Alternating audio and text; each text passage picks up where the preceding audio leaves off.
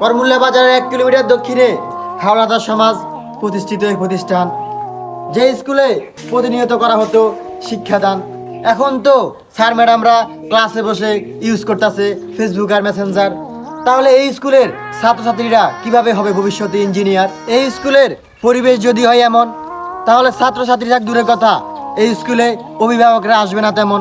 বন্যার সময় এই মাঠে পড়েছিল এই গাছ কাটা নিয়ে স্যার ম্যাডামদের নেই কোনো উদ্যোগ।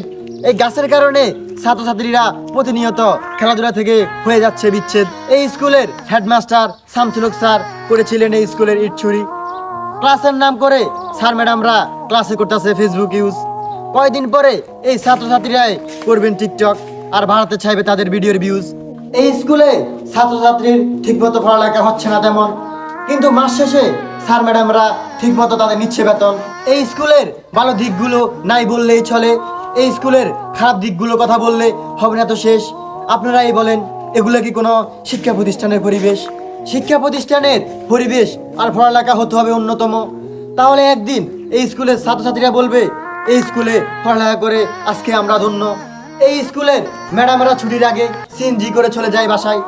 তাহলে এই স্কুলের ছাত্রছাত্রীরা স্কুলে আসবে কাদের আশায়? এই স্কুলে পড়ালেখা আগে হতো, এখন আর হয় না।